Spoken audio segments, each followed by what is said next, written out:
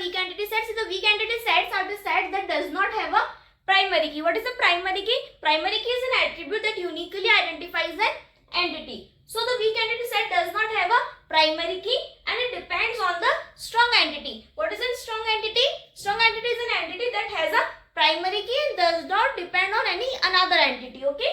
So the weak entity does not have a primary key and depend on the strong entity for the identification, and also it is represented by a double rectangle shape. Okay, let's understand with the help of an example. Suppose there is a ER diagram and it is a strong entity because it is represented by a single rectangle, and it is a weak entity because it is represented by a double rectangle shape. Okay, and see here the building has a building ID as a primary key. Okay, so therefore it is a strong entity, and here the room does not have any primary key but it has a partial key. Now what is a partial key? Partial key is an attribute of a weak entity set that can be uniquely identified when combined with the primary key of strong entity. What does it mean? The attribute of a weak entity set when combined with the primary key of strong entity, then that combination will give us a unique information or unique data. Like suppose here the building ID plus room number, that will give us a unique information.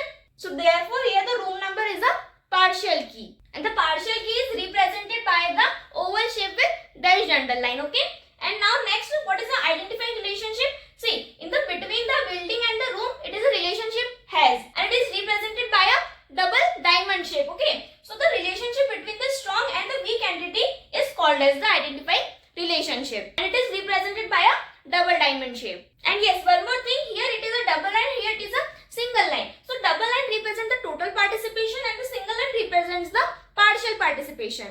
What is the total and partial participation? See, the total participation means the every entity of the weak entity set must participate in the relationship. Okay, so the entity whose participation is mandatory, not optional. So that participation will be called as the total participation. The weak entity set will always have a total participation. Okay, and here it is a single line, therefore it is a partial participation.